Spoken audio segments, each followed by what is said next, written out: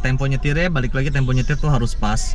Kalian mampunya segimana sih? Ya udah, jangan dipaksa karena refleks tangan tuh penting sekali di jalanan luar kota. Orang yang pegang setirnya tidak efisien, tetap di jam 3 jam 9, tapi cara muternya tidak efisien, tidak ya tidak efisien berarti tidak cepat ya, tidak cepat, tidak ya, jadi agak lambat menikung gitu. Nah itu kalian perhatikan tuh. Oke, halo, welcome coy. Selamat datang di channel Suka Nyetir.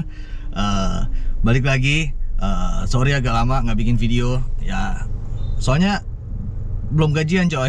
Belum gajian dari YouTube. Jadi hitungannya gue masih magang-magang lah. Ini gue masih mengisi sebisa mungkin gue isi gitu. Karena gue belum bisa 100% fokus gitu.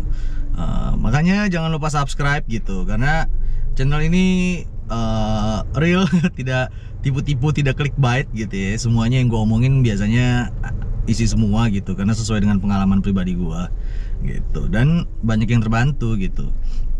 Karena ntar gue kasih nih, ada yang komen tadi sebelum gue buat video ini ya, ada yang ngomong, "Bang, thank you bang, jadi terbantu." Nggak tahu dia ngomong thank you apa enggak ya, gue lupa. Pokoknya intinya jadi terbantu lah, dia nyetir jadi lebih cepat, lebih mudah. Belajar nyetirnya jadi cepat, sebentaran udah bisa katanya gitu. Jadi jangan lupa subscribe, bantu share juga gitu loh. Jadi kalau sekeliling kalian terbantu gitu dengan video ini, terus yang sekeliling dari kalian share lagi dan terbantu lagi dengan video ini, berarti semakin banyak yang bersikap baik di jalanan, semakin banyak yang berhati-hati di jalanan, semakin banyak yang bertambah teknik menyetirnya, jadinya tidak jadinya membawa resiko yang minim untuk kita sendiri gitu kan. Gitu sih. Ya kan, bisaan aja ya gue. Tapi bener kan itu gitu. Jadi efek domino biasa yang gue bilang, efek domino. Nah, kemarin ada yang komen setelah gue bikin video yang tentang teknik berkendara dalam tol yang baik gitu ya. Terus ada lagi yang komen di situ, di video itu komen gitu ya, "Bang, kalau di jalan luar kota 2 arah atau arteri itu gimana?" gitu. Oke, nah ini mudah-mudahan gue bisa pendek kasih videonya, karena supaya lebih cepat diupload berarti lebih cepat, lebih mudah, lebih cepat diupload berarti lebih cepat tayang gitu. Karena cukup lama ini gue nggak tayangin video ya gitu. Oke, sekarang kita masuk ke cara berkendara di jalan luar kota. Gue sambil ngerokok nih, tapi berisik loh di belakang. Nggak apa-apa ya, supaya ngomongnya lancar. Cara berkendara di dalam kota, simple gitu. Sebenarnya kalau kalian ikutin teknik, kalau kalian ngikutin teknik-teknik yang udah pernah gue bagiin gitu. Posisi duduk, basic nyetir tuh itu penting, itu harus berguna. Dan seatbelt ya, seatbelt tuh pakai yang bener gitu. Ininya di depan gitu ya, jangan ininya di belakang, cuma yang perut di depan, itu bahaya men gitu. Karena walaupun ada airbag, tapi airbag itu memastikan akan selamat, kalian akan selamat gitu dengan airbag kalau posisi kalian begitu tabrakan majunya ke depan. Ya kalau ke samping sini, kalau ke samping situ ya kagak gitu kan. Makanya si seat belt ini mengunci kita supaya begitu ada apa-apa kita ke depan gitu. Ya kayak gitulah gitu kan. Nah, sekarang gue mau bagiin tekniknya yang berkendara di jalan luar kota gitu. Setelah kalian tahu basic-basicnya, jangan lupa nonton juga yang dimensi nyetir, hafal dimensi mobil. Itu penting banget karena itu akan sangat berguna. Sebenarnya di jalan tol kemarin berguna juga, tapi akan lebih berfungsi di sini gitu, di jalan luar kota gitu. Setelah kalian hafal itu, udah tahu gitu ya posisi nyetir kalian kayak gimana, kalian buka aja. Kalau mau lihat ini lanjutannya di sebelumnya videonya, kalian buka aja di playlist gue yang tips-tips berkendara gitu. Itu gue bagiin detail sih gitu. Jadi kalian bisa buka dulu video itu kalau belum tahu gitu ya, atau ke skip lewat gitu ya, atau nonton yang ini. Selanjutnya adalah kita harus tahu performance mobil kita kayak gimana. Nah, ini penting man. Pada dasarnya setelah gua coba-coba mobil ya, tracking, tapi sebelum gua tracking pun gua udah bergelut di dunia mobil sebenarnya lama. Gue cukup lama di mobil second. Banyak yang belum tahu nih, gue cukup lama di mobil second, lama banget, mungkin 5 tahun, 6 tahun, 7 tahun. Di mobil baru pun gue pernah gitu, jadi sales gitu. Jadi nyambi lah, sambil ngeband, sambil kerja gitu kan. Terus sekarang udah enggak gitu ya, karena banyak pengalaman, bukan banyak pengalaman lah ya, ada hal-hal buruk yang bikin gue kurang lah. Gue nggak gitu suka. Gue suka mobilnya, gue suka dengan berhubungan dengan mobil, tapi gue kurang suka suasana dengan orang-orang yang pernah gue ketemuin gitu. Jadi gue stop di situ. Tapi gue tetap update tentang mobil. Jadi mobil itu pada dasarnya tidak ada yang underpower. Pada dasarnya gitu. Pada dasarnya tidak ada underpower. Adanya yang power yang cukup atau berlebihan gitu. Berlebihannya tergantung tuh. Nah itu masuk kategori lagi. Ada mobil sport, supercar, bla bla bla gitu ya. Semakin tinggi performance-nya ya semakin mahal gitu. Kenapa semakin mahal? Karena build quality-nya di blok mesin dan lain-lainnya itu harus diimbangi juga supaya nggak cuma performance, ada durability-nya juga gitu. Jadi jangan heran mobil-mobil yang performance-nya tinggi pasti lebih mahal gitu.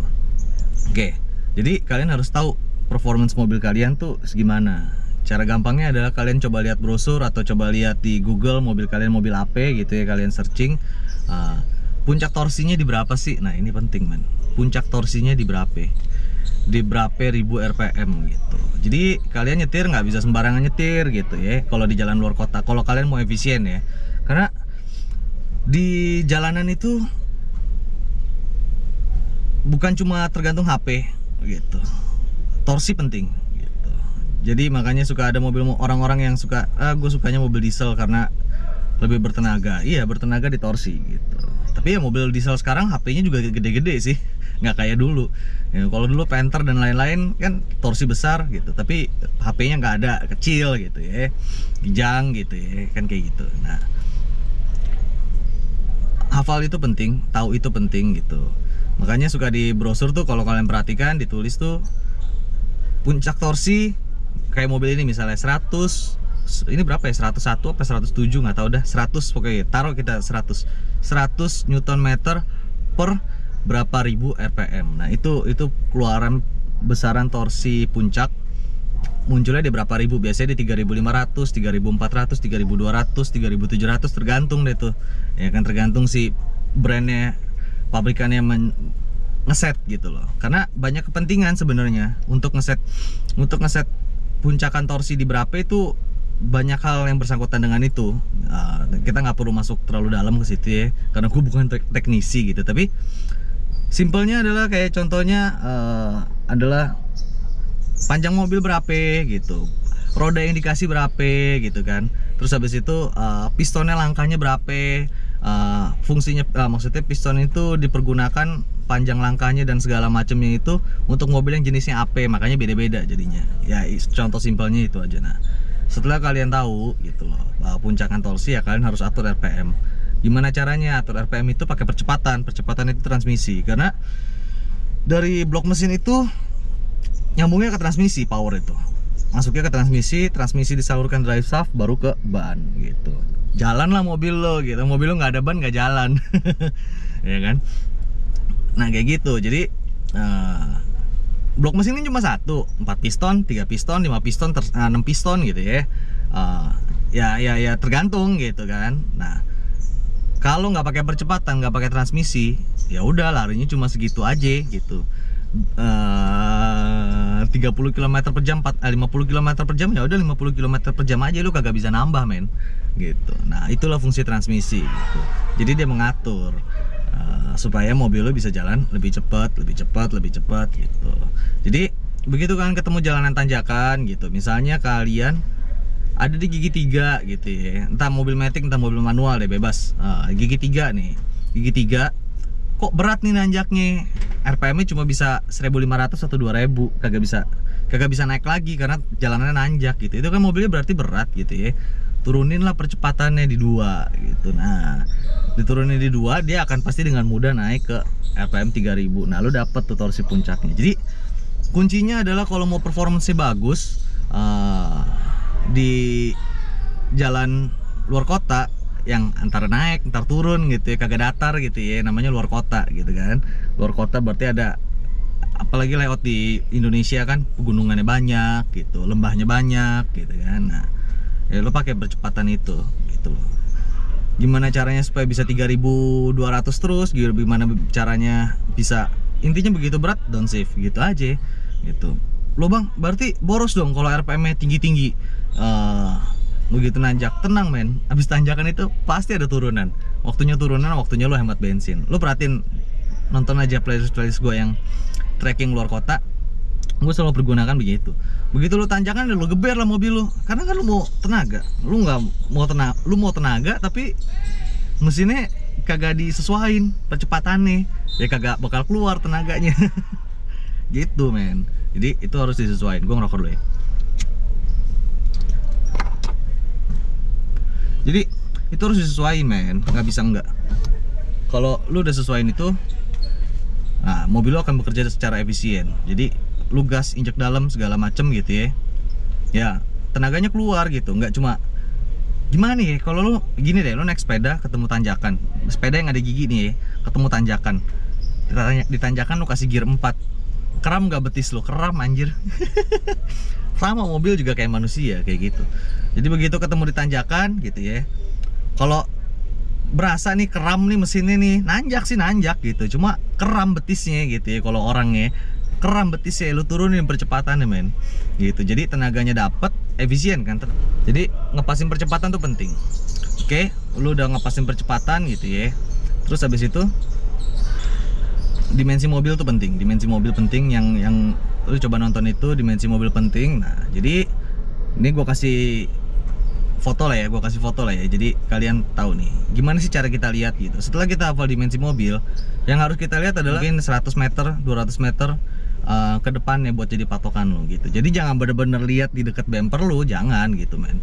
Lu lihatnya agak jauhan gitu. Jadi karena itu yang akan lo lewatin kan, dan itu akan domino tuh efeknya. Begitu kalian udah lihat di situ, efek di jalur di batasan kiri situ, lu lihat lagi. Setelah lu lewatin, lu pasti akan lihat yang depannya lagi men. Jadi efek domino, jadi akan begitu terus gitu loh. Itu buat jadi patokan. Nah, setelah kalian tahu itu, ya kalian tinggal nyetir yang bener. Ya kan, nyetir yang bener, jangan dipaksa gitu. Kalau mobil kalian depan ada yang lambat gitu ya, kalian mau nyusul jangan dipaksa. Kalau blind spot jangan gitu loh. Kalau di turunan kira-kira ada mobil yang depan di tanjakan yang ada mobil depan kalian tuh berat gitu ya nanjaknya ya, kalian susul, tapi kalian harus perhatikan kalau kita nanjak kan berarti lawan arahnya turun kan. Turunan kan. Nah biasanya mereka akan lebih cepat, jadi jangan dipaksa untuk nyusul kalau ada mobil di depan gitu, karena hukum fisikanya. Karena kira-kira begini men, kalau di jalan tol lu lari 70 tiba-tiba tabrakan, ya hantepan lu ya 70 km per jam kan. Ya kalau satuan beratnya berapa yang nggak kehajar ke lu ya, berapa ratus kilogram gua nggak tahu deh. Intinya gitu, 70 ya hasilnya 70 gitu. Tapi kalau di jalan luar kota, karena lawan arah, lu tabrakan lawan arah, 70 itu nggak jadi 70 men. Itu bisa lebih fatal gitu. Jadi berhati-hatilah gitu loh. Kalau lu mau overtake gitu jangan dipaksa gitu kan. Nah itu penting. Terus cek radiator, cek segala macam mobil lu, kondisi mobil lu ya. Jangan sampai overheat gitu. Karena sistem pendinginan itu sangat penting kalau di jalanan luar kota. Sangat penting karena biasanya piston yang bekerja itu, kalau kalian pakai cara gua ya, supaya percepatannya pas di dalam mode ya. Karena piston yang bekerja itu sangat tingkat beratnya sama dengan kalian jalan di jalanan biasa atau jalan di jalan tol gitu ya. Jalan tol dengan kecepatan tinggi, piston biasa bergerak lebih cepat. Nah, di jalan luar kota pun sama seperti di jalan tol, tapi permasalahannya adalah angin yang kita dapat lebih sedikit Nah itu, jadi sistem pendinginan itu penting. Angin yang kita dapat lebih sedikit di jalanan luar kota dibanding di jalan tol. Di jalan tol itu kalian lari 100, depan kalian kosong, wah kalian dapat angin banyak, mobil kalian asik gitu kan.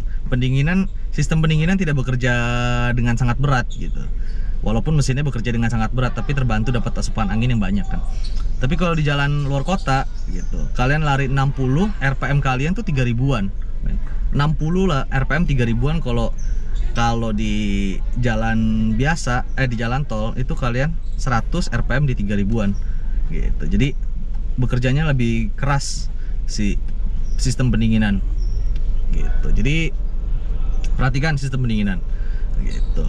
Jadi udah tuh ya, hafal dimensi mobil penting, basic-basic berkendara jangan lupa, spion tuh itu paling penting gitu ya. Terus cara melihatnya ya kayak gitu men. Karena kalian udah hafal dimensi mobil, gue lebih sering lihat ke kiri dibanding ke kanan. Ke kanan tuh biasanya gue jadi patokan. Kalau ke kiri itu gue lebih yakin, karena kiri itu biasanya lebih tidak menipu men. Kenapa gue bisa bilang begitu? Karena kiri itu adalah aspal lalu tanah men. Iya kan, aspal lalu tanah, aspal lalu tepian gitu ya. Sedangkan di kanan itu biasanya suka ada anomali yang kalau lurus nanjak, tiba-tiba pas turunan tiba-tiba ke kanan langsung gitu, atau ke kiri gitu kan, langsung nikung. Jadi itu bisa tertipu tuh. Tapi kalau kalian perhatikan di kirinya itu, lebih sering perhatikan di sebelah kiri, itu aspal itu tidak menipu. Mana batasan aspal, mana jalanan yang tidak bagian yang tidak ada aspal. Kalian kan tidak mungkin menginjak yang bagian yang tidak ada aspal kan. Nah itu bisa jadi patokan ya. Itu penting.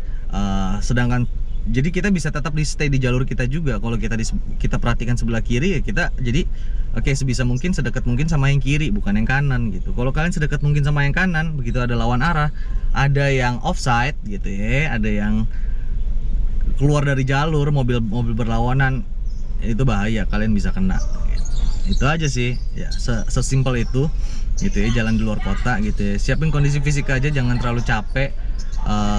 Harus tepat, harus pas gitu ya. Tempo nyetirnya, balik lagi, tempo nyetir tuh harus pas.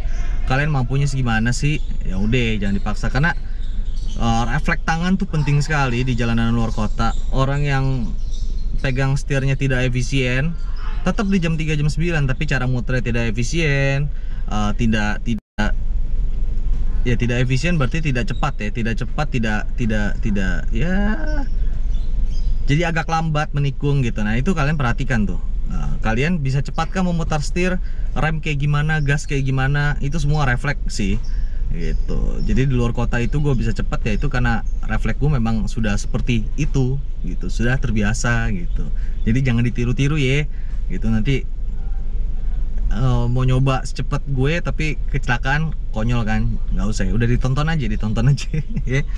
Oke, nanti selanjutnya masih ada request tentang nyetir irit pakai matic kayak gimana, itu ada yang komen kemarin itu gue lihat. Nanti gue ajarin, kita jalan tuh, itu langsung jalan tuh, nggak ngobrol-ngobrol begini ya. Nanti gue praktekin, oke? Jangan lupa like, comment, subscribe. Kali ini simple aja, sedikit aja ya, karena basic kalian udah bener, gue anggap udah bener karena kalian nontonin video gue ya, nontonin video dari yang tips basic-basic berkendara, hafal dimensi mobil, terus habis itu posisi setir tangan semua udah bener udah, pokoknya ya udah. Jadi cuma sedikit ini aja hari ini, oke? Jangan lupa like, comment, subscribe. Tungguin video selanjutnya. Mudah-mudahan bisa cepet-cepet kita tracking, karena kondisinya lagi nggak kondusif lagi nih, melonjak lagi nih COVID kan. Jadi ya sabar-sabar aja. Tapi begitu udah bisa pasti gue langsung tracking gitu, karena mau nyoba mobil ini juga kan. Remap ECU udah banyak banget yang nungguin men, udah banyak banget yang nanyain remap ECU hasilnya kayak gimana. Ada yang komen juga tentang yang di bengkel itu, oh bang berarti lo udah ganti rack steering, setirnya lebih padat, lebih tajam, berarti udah aman dong gitu. Nah itu nanti gue bahas, karena ada lagi efeknya men. Iya kan, nanti kita bahas, oke? Jangan lupa like, comment, subscribe, bantu share gitu ya. Bantu share tuh penting supaya yang lain terbantu juga dengan video ini, oke? Kalau kangen-kangen lihat-lihat playlist ya, lihat playlist gue aja yang tracking tuh mobil semua gue udah siapin. Avanza Agya, Calya itu satu playlist semua. Ada satu playlist Agya, satu playlist Calya, X-Trail, ada Brio, ada mobil ini Nissan March manual ada gitu ya. Nanti selanjutnya kita lengkapin setelah kondisinya lebih kondusif. Buat yang kemarin tuh ada gue liat ada yang komen tuh, cemen lu bang, nggak nyobain Mirage lu, nggak berani. Coy, mobil apapun sama gue nggak ada yang pelan. Pasti bisa jadi kenceng gitu. Cuma masalahnya adalah kalian bantu subscribe, bantu share gitu. Karena semakin banyak subscribernya nanti dilirik sama brand ini channel. Begitu dilirik sama brand, kalian mau minta mobil apa aja ya, itu kemungkinan besar bisa brand kasih gitu. Kalau sekarang kan gue nyari semua sendiri, budget sendiri, AP sendiri. Kalian nonton tinggal gue minta subscribe aja, kagak subscribe men. Ya kan, jadi jangan lupa subscribe, oke? Supaya yang kalian mau pun semua tercapai, betul gak? Oke, bye bye.